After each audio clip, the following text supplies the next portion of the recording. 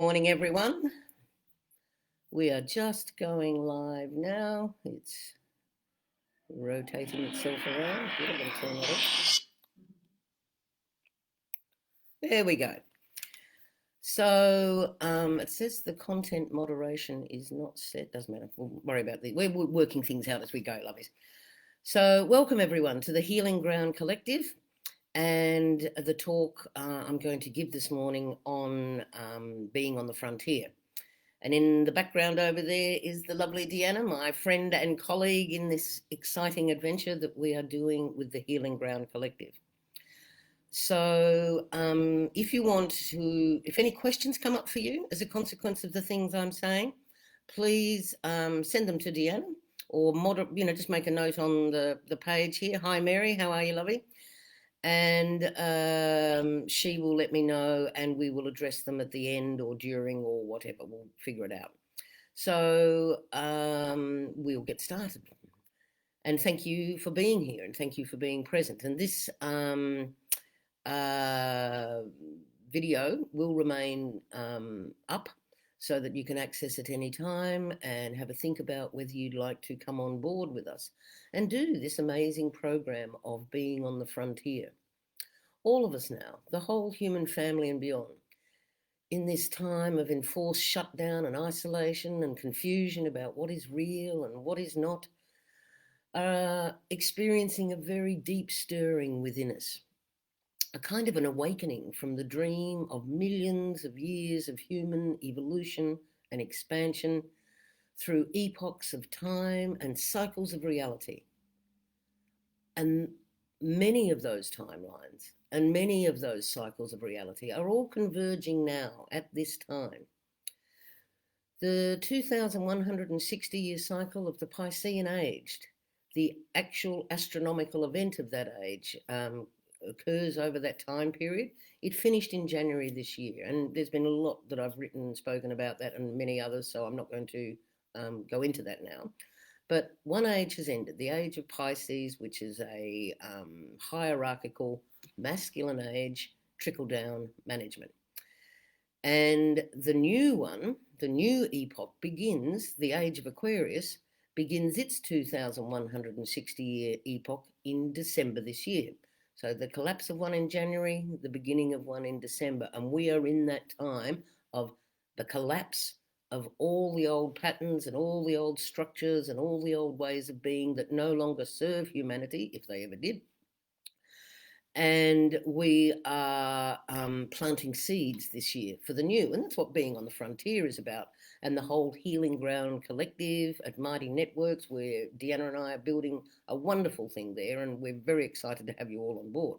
And you'll get invitations out about that soon. But it's an intensely uncomfortable process. And the change is relentless. And we don't do change well, we humans, even though it is the one constant in our life. And so here we are, lurching from crisis to crisis, threatening our very lives, our families, our futures, our financial security. And it is very clear to most of us that our so-called leaders, if not directly aggravating or causing many of these crises, are entirely inept and winging it, basically, in dealing with them. These very institutions that we are taught to have faith in and trust, and we are taught that and we get drums into us at school, are showing themselves to have feet of clay and are indeed very much a part of the problem. This is unsettling and leads to increasing levels of anxiety and doubt as we begin to question, what else can't I trust? What else do I not see? And a kind of unhousing of the comfort zone that we built around us begins to occur.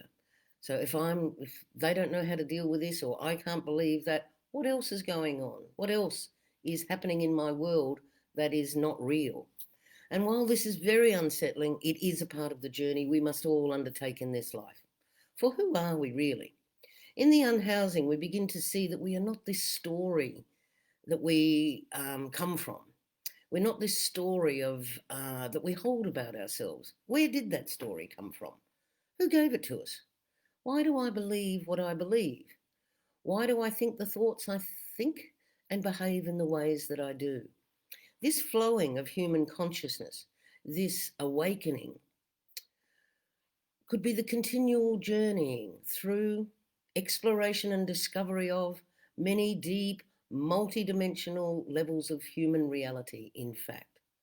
Right now, at this moment, all of us are living between two worlds of darkness and light called birth and death, living in or on a somewhat horizontal linear timeline, moving, so we think, in a straight line from one thing to another, from birth to death. However, all of this is changing and our perception of this is changing, and the changes are coming to the timelines and the belief systems. We exist in this system of reality in constant conflict with ourselves, habitually questioning, doubting, feeling inadequate, not good enough, questing, searching for meaning in increasingly transparently shallow, broken, and uncaring world. Each kind of illumination that we approach on the path is in fact balanced by its own appropriate type of dark, the duality that we live in, both sides of the spectrum. And we see this in all the writings of the mystics, the temptations of the dark at the threshold. All tales of the visionaries and seekers speak of it. The only question you need to ask yourself at this moment in time of this great change is, are you ready to let go and take the first step on a path to freedom? The thing that we say we long for, but in truth we're actually terrified of.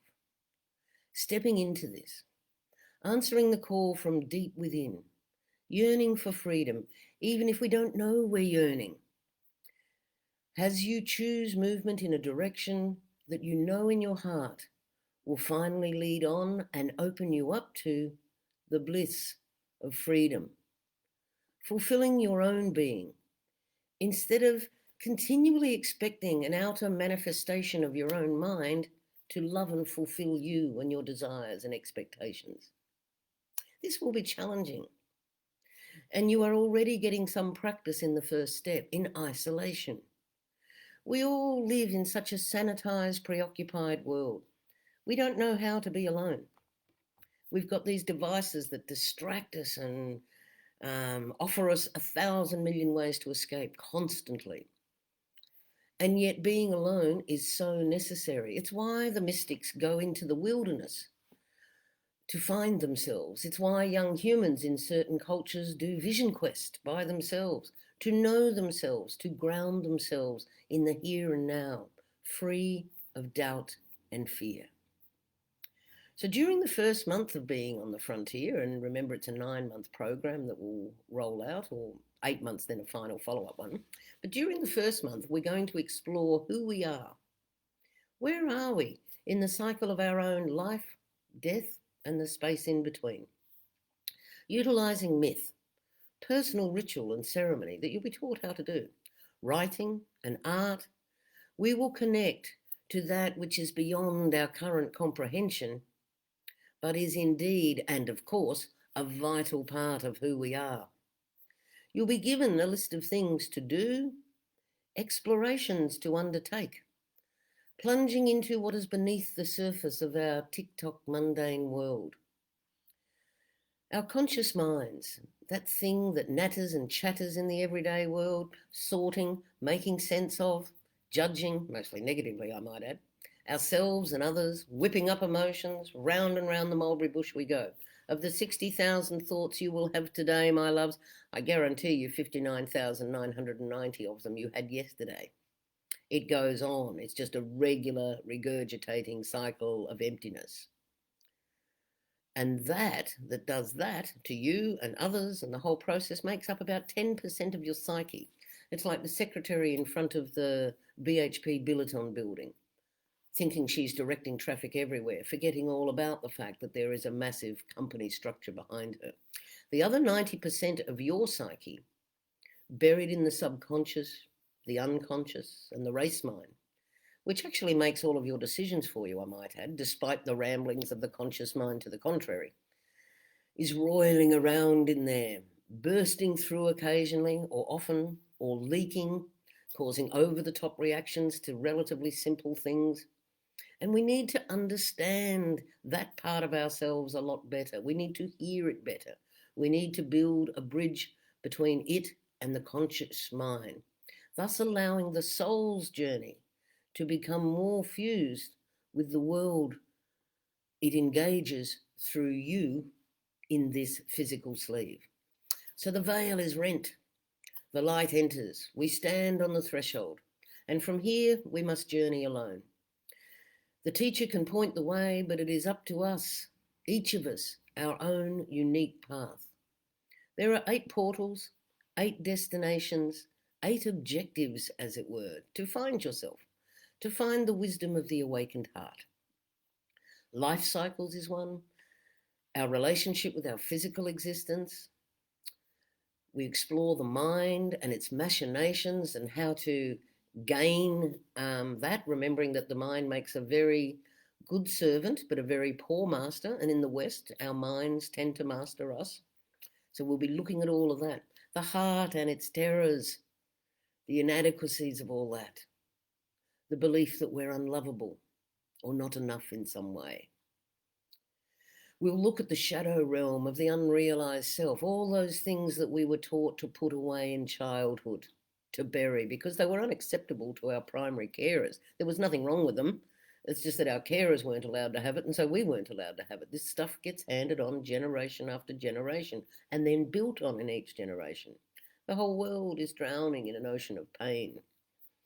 We will explore issues around sexuality, the great taboo in the Western world. And if you ever want to really understand how religion controls things, look at its religion's relationship with sexuality. Sexuality is the kundalini. It's our life force. It brings life. And yet we're made to be ashamed and afraid of it.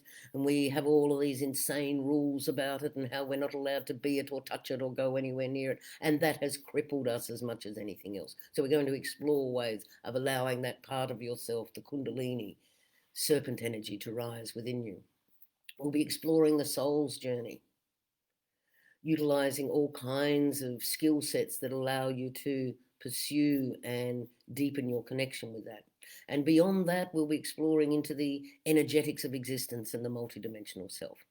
So that's where we're heading, basically. And we'll be utilizing journal work. It'll be important for you to keep a journal throughout this process and write in it daily. There'll be some good habits you'll develop here, okay? Dream work, artwork. Art is the expression of the soul. Poetry, ritual and other things. You will traverse and explore the deeper parts of yourself, all on the path to set yourself free. But the path can be dark, coiling, serpentine-like, within the cloak of pain and denial, hard and thorny, the parts of self called shadow, denied and suppressed, feared and reviled, not because they deserve to be, but because we're programmed to put them there. For those who program you, fear it. Fear what you keep in your shadow world, its power. And this unwittingly gets handed on generation after generation, as I said, and built upon. The keys to the beloved, all that you are seeking, the keys are within you, as is the beloved within you. You are what you're searching for. And it requires a certain value-based and ethical way of being to go there, to be encountered. Along the path, being on the frontier, you will require and you will be encouraged to develop a generosity and unconditional love for everything. And moving those things out of the way that stand between you and that awareness of yourself and the world. You will cultivate an implacable harmony. And when you can be in that perfect place of peace and balance, the whole issue of cause and effect tends to melt away. Okay, you see things as they are, not as this leads to that, but just it's all perfect. It's all part of the one thing. Patience, so important for the journey, and a loving detachment from all things. Everything is perfect. Everything is there exactly as it needs to be, but you can see it and have compassion for it and yet stay detached from it. And you will develop or awaken within you the dauntless courage to never turn aside. Because there will be times when it's all too hard, and the voices of your psyche that believe that awakening all this and allowing you to come into your power is unsafe, because that's what you were taught when you were a little child. And so those childlike parts of yourself will be whispering, oh, don't do this, oh, you're tired, leave it till tomorrow. So you will need to develop that courage to daily never turn aside from the path that you are on. It will require an almost constant contemplation of your existence. You will learn to spend a lot more time in the witness, the part of you that observes everything without any fear or judgment. It just witnesses, occasionally comments. That's interesting. But you'll be encouraged and given ways of remembering who you are and spending time in that witness that just watches everything. And you will be awakening and developing that. And in approaching this, we will gain awareness that we are not our body or mind. We will integrate things from the shadow world into us, back into our conscious alignment and awareness with grace, to become aware that you are all you see within your own unique universe. You are the drop within the ocean and the ocean within the drop, as it were. Being present to cross and dissolve the bridge between self with a small s and self with a big S. Being in loving service to all that lives in ruthless compassion. Being ever mindful of fear and how it kills the will and stays action. It stops you from doing things. We will all together learn to control the mind. For thoughts are real and their progeny is everywhere, until the recognition of the eternal beloved within and the impermanence of all other things. Everything else is an illusion, even death. Here, simply for the sake of it, that we may develop compassion for everything that it is to be human. And all of this that we will be doing on this program of being on the frontier, in search of the immaculate diamond light of the awakened heart, that is beyond pride and satisfaction, beyond self-woe, while holding compassion for others along the way. It surges deeply from the heart, impervious to all things, forging the diamond soul. And it is from here that the portals open, allowing your superhuman awareness to pour into the race mind, to pour into the ocean of sorrow made by the tears of all humans that have ever existed, to give continually, requiring nothing, unseen and unknown, except unto yourself.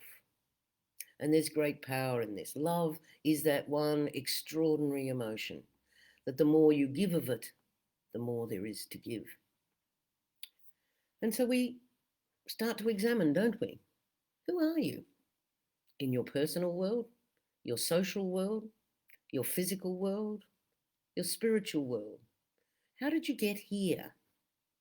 What does it mean? Is this all there is? What roles do you play, and for whom do you play them? How satisfying to you is this life you are in? Where are you personally in the journey between birth and death? What does it all mean, if anything at all? And if not, why not? It's time to examine all of this, my beautiful soul friends, for as Socrates has said, the unexamined life is the life not lived.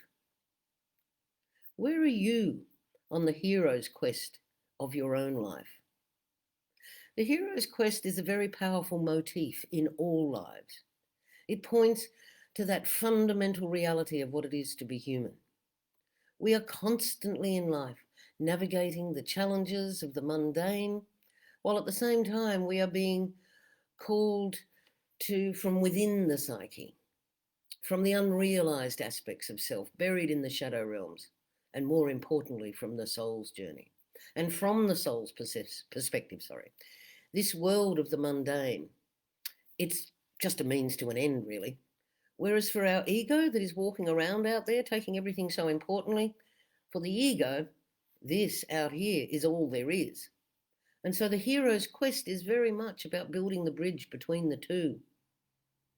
The hero's quest, you took your first step on your own hero's journey when you drew your first breath in this life, leaving the warmth and comfort of the mother's womb and being blasted or pulled or cut or however you got here into a cold, brightly lit, harsh world. That, and you dared to breathe.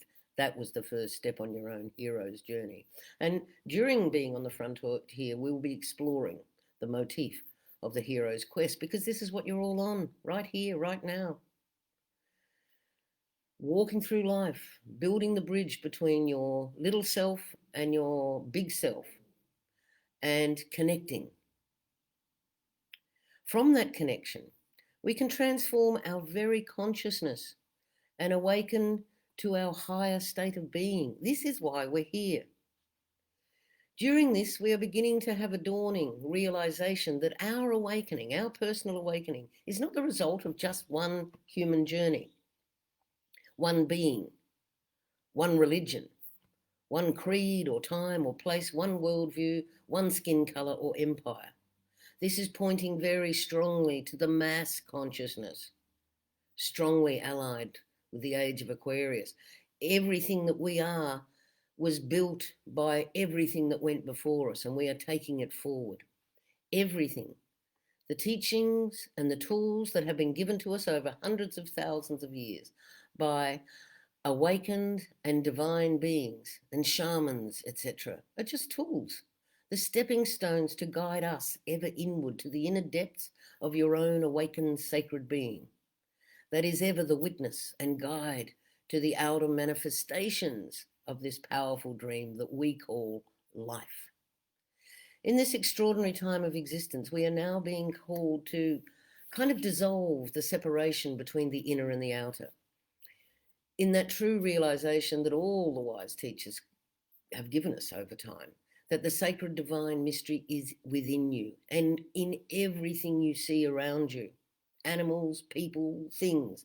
And as the Buddha himself discovered within the fathom-long body, as he describes it, you become witness to the coming into being and the passing away of countless universes. Somewhat overwhelming, isn't it? That in truth we are just reflections of each other, each operating out of our own unique universe, who can now begin to open up to each other from the heart and not just from the head, with its calculating, criticizing nature, its likes and dislikes, its judgments and inadequacies, rejected and projected, constantly creating and recreating a world of us and them, rather than I and thou, in Buber's philosophy. This program worldview of the dark power networks of the age that is ending, victim consciousness basically, us and them, that worldview splits us asunder irretrievably while we're in it, for praise and blame really limit the sacred nature of existence. How limited is our worldview of the sacred divine if we think we have to approach it through praise and tugging the forelock on bended knee? The new epoch calls us to a new understanding of the sacred divine nature.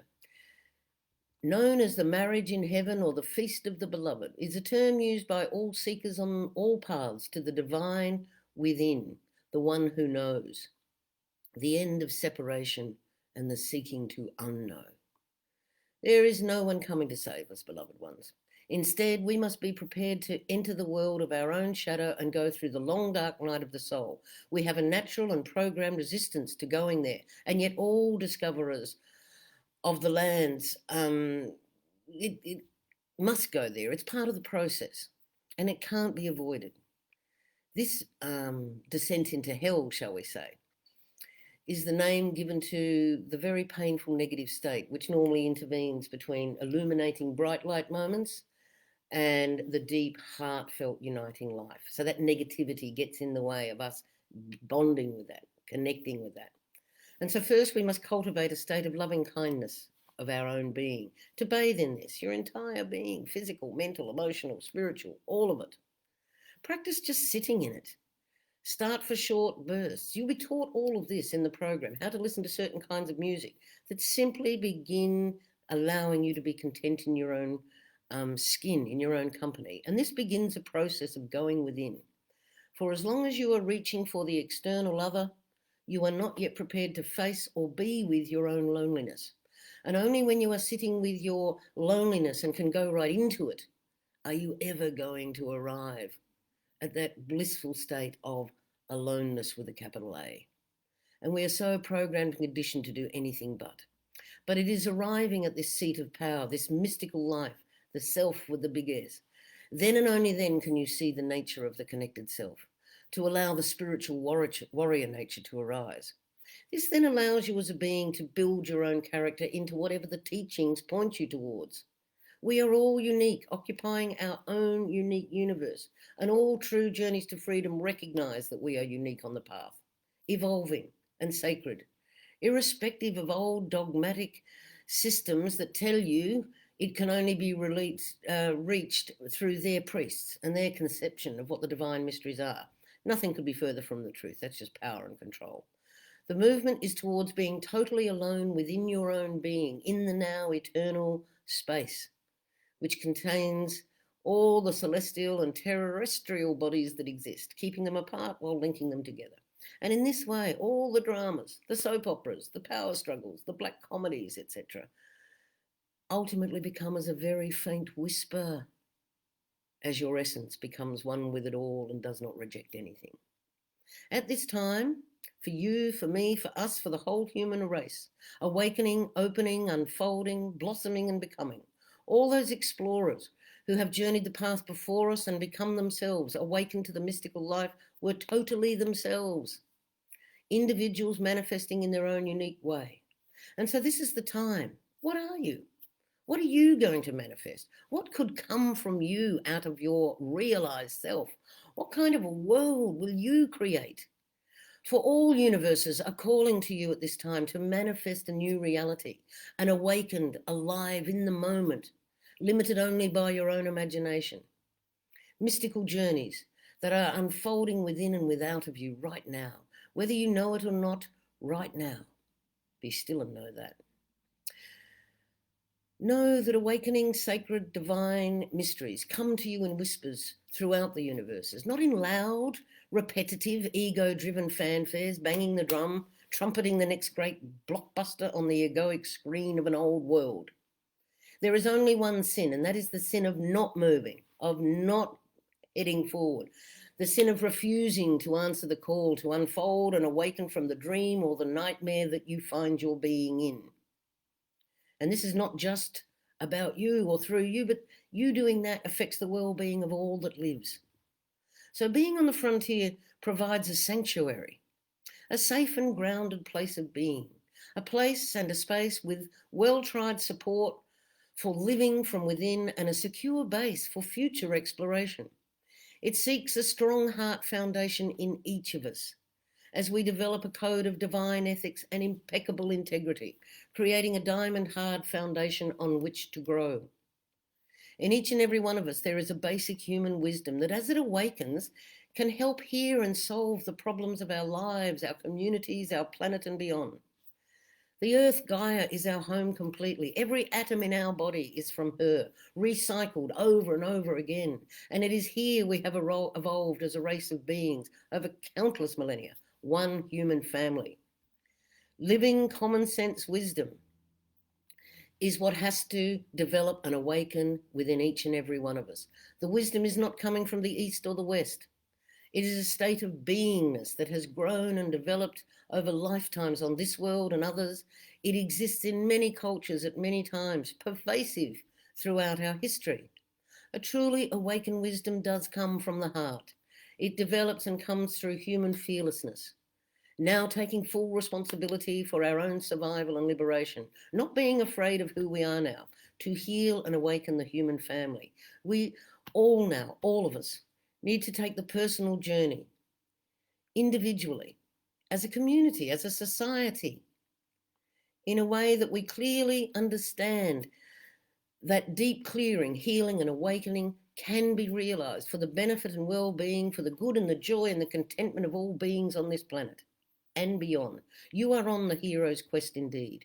You know that deep within each and every one of us there is a sacred, divine DNA blueprint of who we are and why we are here and why we have chosen to live on this planet at this time of awakening and transformation.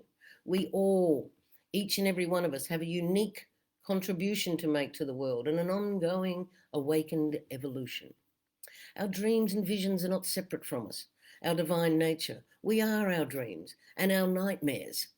And each moment offers us the possibility of being here in the now, awake and free. And that reality gives us the opportunity to create who and what we want to become, and now collectively to start create a world in which we want to live. It is a joint enterprise between this sleeve of human flesh that we're in and the spirit that animates that flesh. We and we alone are the creators of our lives, for good or for ill. And for many deeply caught in the program, that very idea is outrageous. It, however, remains true. We are all still stuck in the game of duality that continually brings into the game of separation, brings, hiding from ourselves while we're trying to find ourselves. There is only one. Multiple reflections, but one being, one sacred, divine, living mystery in diversity, one loving, caring consciousness, experiencing itself subjectively through creating its consciousness into a multiplicity of form. It's incredibly beautiful when you think about it. So now it is time to move these creative forms, bringing into being a life, a world that we really would like to live in. It is going to require commitment and courage to start to now look at that which may be blocking or stopping us doing that very thing. We have a very deep genetic programming over millions of years and countless incarnations and generations of life forms, the rising and falling of cities and societies. We have a way, a habit of trying to create a clear distinction in the duality between dreams and what we perceive as reality. And as a result, we often give up before we even get close. And this leads to boredom, despondency, frustration, inadequacy, and these are all self-imposed, and we hold the barriers in place around us. We need to examine these things so that we can wake from whatever dream or nightmare we're creating. These old, worn-out belief patterns that we find ourselves in stop us from being successful in our lives on all levels. Waking up, being on the frontier in the now involves recognizing and embracing those parts of ourselves that we usually disown, parts of us that are unloved, dark, shut away in the shadow part of our being. This needs to be examined, that we may awaken to our full potential, bringing clarity and intimacy with all life into wholeness and balance. And those things were put away are the most powerful. As I said before, that's why you were made to put them away. Those that rule don't like it. So restoring that balance, bringing opposites together is the challenge that confronts us all now as we make the transition from the darkness of ignorance into the light of understanding and awakening. We must reach for this by being on the frontier of our own existence, bringing into union and communion a divine balance of harmonies of spiritual and physical, inner and outer, creating amazing, powerful and joyous journeys of spirituality and business into loving, caring, sacred human families. All of this is possible at this time as timelines and energies converge on this planet at this remarkable time of an evolutionary leap. So that we may, by being on the frontier, bridge the gap. Know that you are ready. Be prepared to examine your reality, to reach deep within to find what is ever there, the divine self. You are so precious and you are so beautiful. And you've been taught to not believe that and know that. And being on the frontier is to remind you and help you remember the true gorgeousness of your nature. So we really want you to come along, Deanna and I. And more information about the program and invitations to join will be coming soon. And if you're, drawn by watching this to be involved, then you can contact us at hello@hgcollective.com.au, and there'll be links around put up about that to register your interest. What an extraordinary time to be alive. So let's work that magic, shall we? So thank you for hearing me out. And did we get any queries through that, Deanna? We haven't had any, just lots of love and hello. Oh, good. So have a great day, my darlings. I'm going to enjoy the rest of my birthing day, my cycling round the Sunday, and I need to get the dog in. I can hear him barking out there. So have a fabulous day. Please come and play with us. Being on the frontier, we are going to rock the world. Take care, lovely ones, and we'll see you soon. Excellent.